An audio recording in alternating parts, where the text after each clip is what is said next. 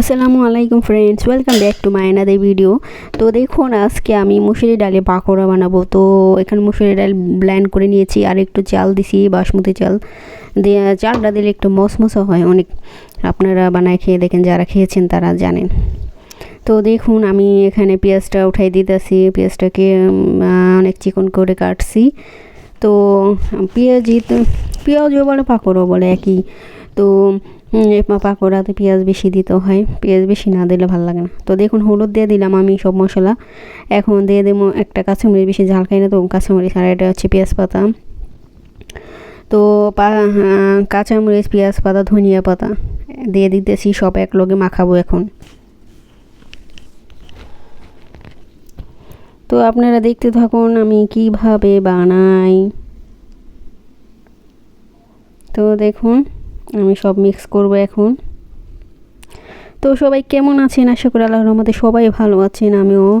আমি বেশি ভালো নাই, তবে কালকে রাত্রে মানে ঘাড়ে ব্যথা ছিল, ঘাড়ে মাথায় মানে শোয়ায় একটু বেকায়দা হয়ে গেছিলো।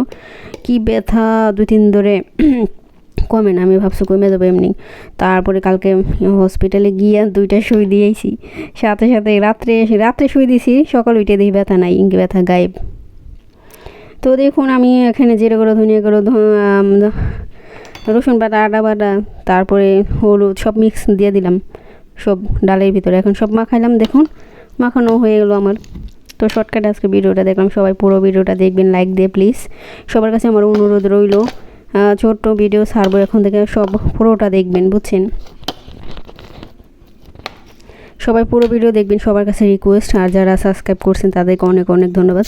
আর যারা আমার ভিডিও দেখেন সাবস্ক্রাইব করেন, প্লিজ সবাই সাবস্ক্রাইব করবেন আর বেল আইকন বাজিয়ে দিবেন, যাতে পরবর্তীতে আমি যখন ভিডিও ছাড়বো আপনাদের কাছে পৌঁছে যাবে। তো দেখুন, আমার তেল গরম হয়ে গেছে, আমি দিয়ে দিলাম পাকোড়াটা, দিয়ে দিলাম। এই পাকোড়াটা গরম গরম খেতে খুবই কত মজা।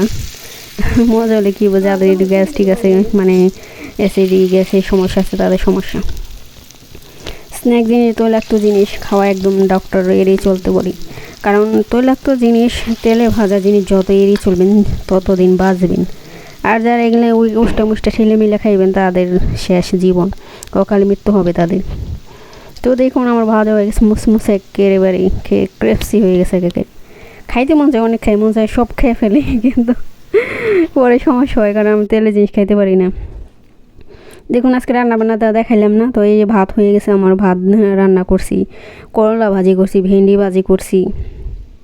তো ভাত একটু দেখাইলাম আপনাদের। আর ওখানে এটা হচ্ছে মুরগি রান্না করছি ঝোল করে, এটা দেশি মুরগি। তো মুরগি তো অনেকবার দেখাইছি, আমার চ্যানেলে আছে যারা রান্না দেখতে চান। দেখুন, মুরগিটা ঝোল হয়েছে। লাইটের কারণে কালারটা অনেক হেভি হয়েছে, কিন্তু লাইটের কারণে কালার বোঝা যায় না, বুঝছেন? এই যে দেখুন,